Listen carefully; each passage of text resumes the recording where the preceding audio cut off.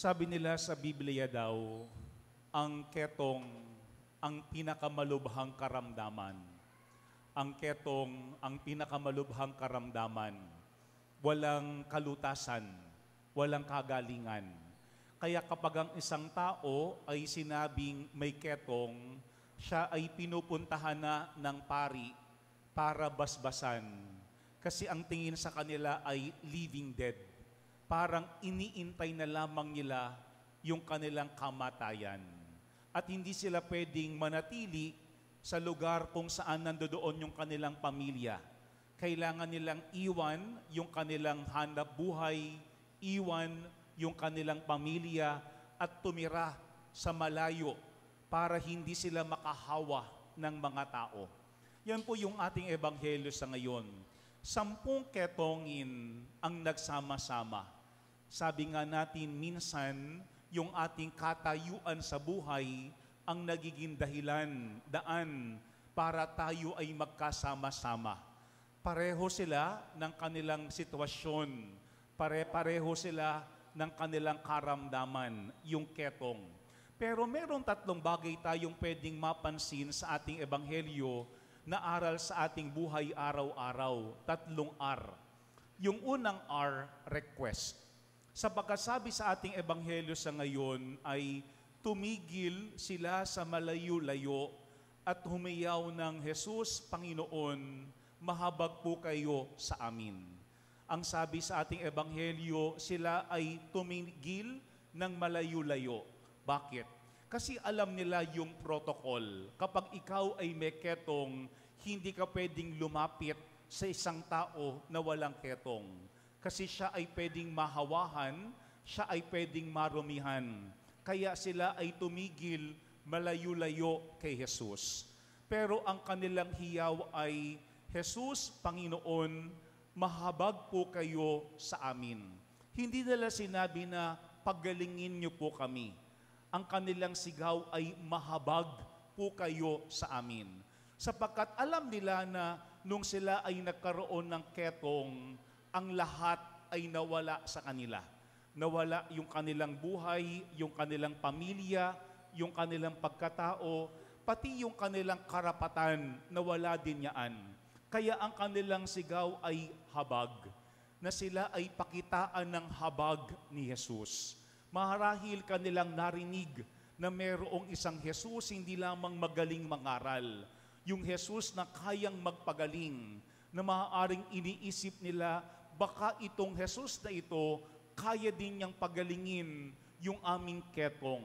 Kaya sila'y marahil nakatanaw ng pag-asa sa pagdating ni Jesus. Pero mga kapatid, yan ang unang R, request. Maaaring lahat tayo may kanya-kanyang hiling sa ating Panginoon. Pero magandang ating tignan, tayo din ba ay humble? Yung tayo'y mapagkumbaba na sabihin natin, Panginoon, meron kaming karamdaman.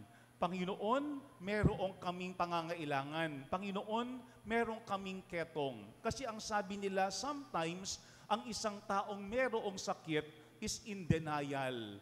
Hindi niya masabi-sabi na siya ay merong karamdaman. Hindi masabi-sabi na merong problema yung kanilang pamilya. Hindi masabi-sabi na siya ay dumaraan sa matinding pagsubok sa buhay. Kaya nga sa ating paglapit sa Panginoon, sa ating mga request, ang mahalaga ay humility, yung kababaang loob. Pero yung pangalawa is honesty. Yung tayo ay maging totoo. Kasi napakahirap ding aminin yung ating tunay na katayuan sa buhay. Kaya nga minsan, we pretend that we are well.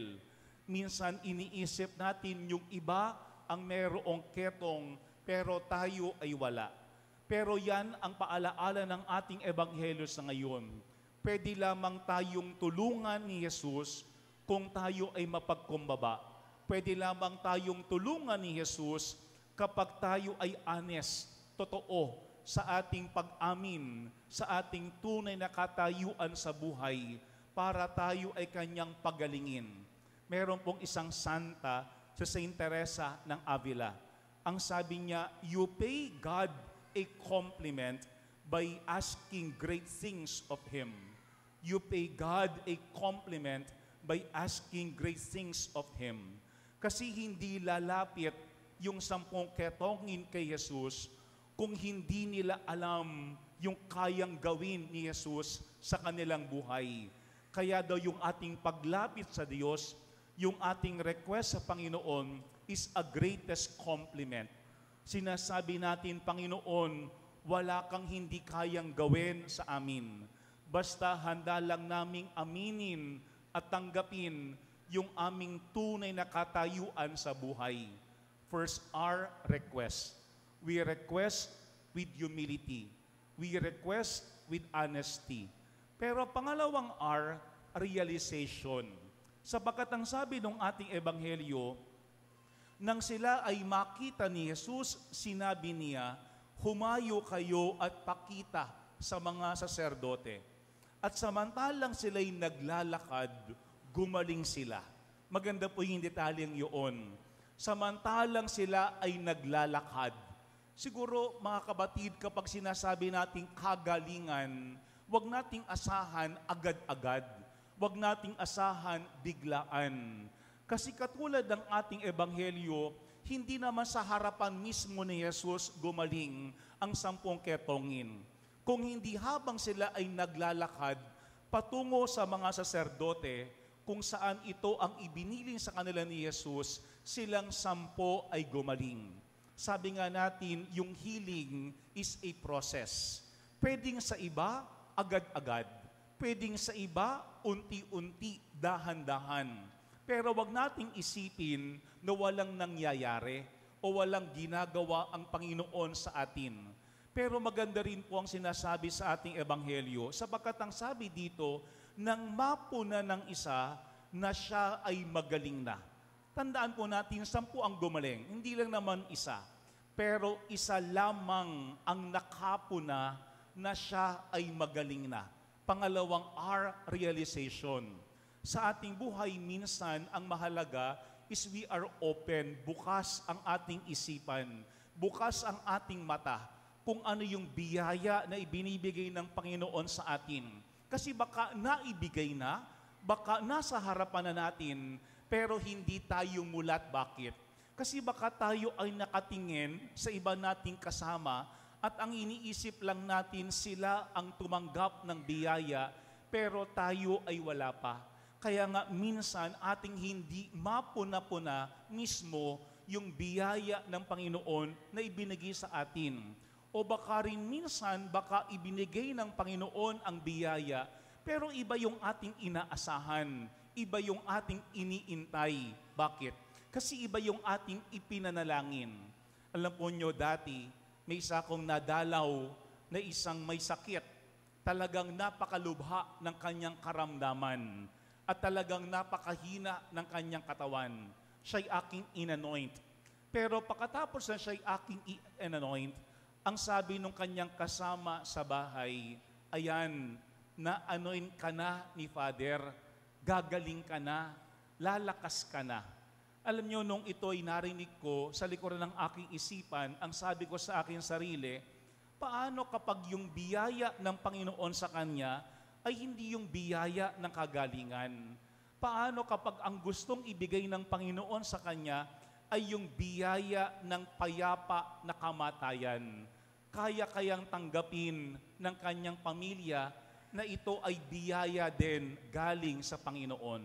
Siguro mga kapatid, ng pangalawang paalaala sa atin, kapag tayo ay open, bukas, kapag tayo ay observant, mulat, pwedeng ating makita anuman ang ibinibigay ng Panginoon sa atin bilang biyaya. Meron pong Cistercian monk si Thomas Merton. Ang sabi niya, to be grateful is to recognize the love of God in everything. To be grateful is to recognize the love of God in everything. Mga kapatid, minsan kailangan nating makita ang pag-ibig ng Panginoon sa lahat ng bagay, sa lahat ng karanasan, para tayo ay sa Kanya'y makapagpasalamat. Pangalawang R, realization. Minsan, andiyan na ang biyaya, Minsan, iba ang mukha ng biyaya. Pero ang tanong, tayo ba ay mulat sa mga bagay na ito? Pangatlo at panghuling R, return. Yung tayo ay magbalik. Sabagat sa ating ebanghelyo, nung napuna ng isa na siya ay magaling na, ang sabi dito'y bumalik siya, sumisigaw, at nagpupuri sa Diyos. Siguro, sabi nga, 10 naman silang gumaling. Baka yung 9 ay patungo na sa mga saserdote dahil yun ang iniutos ni Jesus. Pero itong isang taong ito, nagbalik muna kay Jesus. Bakit? Kasi alam niya na ang pinanggalingan ng biyaya ay si Jesus. Kaya nga siya ay nagbalik. Pupunta rin siya sa saserdote. Kasi yung saserdote ang magsasabi na ang isang tao ay malinis na. Yung isang tao ay magaling na. Yung isang tao ay pwede nang bumalik sa kanyang pamilya o sa kanyang mga mahal sa buhay. Baka yung siyam very excited na magpakita sa saserdote para sila'y makabalik na sa kanilang mga pamilya na kanilang miss na miss nung mga panahong iyon. Pero hindi ang Samaritano sa ating ebanghelyo. Bago siya pumunta sa saserdote, bago siya bumalik sa kanyang tahanan o sa kanyang pamilya, ang kanya munang binalikan yung nagbigay ng pagpapala sa kanya, yung nagbigay ng kagalingan sa kanya. Walang iba kung hindi si Jesus. Yan po yung pangatlong R, return. Bumabalik tayo sa Diyos dahil alam natin na ang lahat ng biyaya ay galing sa Diyos. At kaya nagbibigay ng biyaya ang Panginoon, hindi lamang para tayo ay sumaya, kung hindi para tayo ay magbigay ng papuri sa Kanya. Merong santo sa Saint Ambrose of Milan. Ang sabi ni Saint Ambrose, no duty is more urgent than that of returning thanks. No duty is more urgent than that of returning thanks. Mga kapatid, makapag-iintay ang saserdote, makapag-iintay yung ating pamilya, pero wag nating pag-intayin ang Panginoon sa ating pasasalamat sa Kanya sa mga biyaya na ating natanggap mula sa Kanyang kabutihan. May isa ko nabasang kwento dati, may isang batang bulag daw, siya'y namamalimos at sa harapan ng kanyang lata, siya'y merong inilagay na karatula. Ang nakalagay doon, bulag po ako, palimos po. May mga taong dumadaan, nagbibigay ng barya ng limos. Pero nung ito'y napansin ng isang lalaki, siya'y dumukot sa bulsa at nagbigay ng pera sa batang bulag. Pero meron siyang ginawa doon sa karatula na nilagay ng bata. Ito ay kanyang binago at saka ibinalik. Paglipas ng ilang oras, napansin nung batang bulag na parang dumadami yung humihinto para magbigay sa kanya ng limos. Yung lalaki na nagbago ng karatula, bumalik nung gabi. At ang tanong niya sa bata, kamusta? No? Marami bang tumutulong sa'yo? Marami bang nagbibigay sa'yo ng limos? Ang sabi ng bata, teka lang po, kayo po ba yung nagbago sa nakalagay sa aking karatula kanina? Bakit po parang ang dami-daming tumutulong ngayon sa akin? Hindi tulad kaninang umaga. Ano po ba yung nilagay niyo po sa aking harapan? Bakit yung mga tao biglang tumulong? Yung lalaki ay nangiti. Ang sabi niya, nilagay ko lang naman dyan yung totoo. Ang nilagay ko sa iyong harapan, ngayong araw na ito, napakaganda, pero hindi ko makita. Ngayong araw na ito ay napakaganda, pero hindi ko makita. Mga kapatid, minsan, ang araw napakaganda, pero ating hindi makita. Madalas, ang biyaya nasa ating harapan, pero ating hindi mapansin kasi hindi tayo mulat. Sa araw na ito, mga kapatid, 3 ang ating pwedeng matutunan mula sa mga ketongin sa ating ebanghelyo, 3 R. First R, request. Ano ba yung iyong hinihingi sa Panginoon? We can only request something from God if we are humble and honest enough to admit our real condition in life. Pangalawang R, realization. Sana tayo ay maging open at observant sa mga biyaya at paraan ng biyaya ng Panginoon sa atin. Baka minsan nasa ating harapan na ang biyaya, iba ang mukha ng biyaya, pero ating hindi makita at mapuna. At pangatlong R, return. Sana kapag tayo ay tumanggap ng biyaya, huwag nating pag-intayin ng Panginoon. Bumalik agad tayo sa Kanya para tayo ay makapagpasalamat sa Diyos. Mga kapatid, ang ketong nakakahawa. Sana ang pasasalamat sa Panginoon nakakahawa din. Hawahan natin ang bawat isa ng kabutihan. Hawahan natin ang ating kapwa ng puso na lagi nagpapasalamat at mulat sa biyaya ng Panginoon. Amen.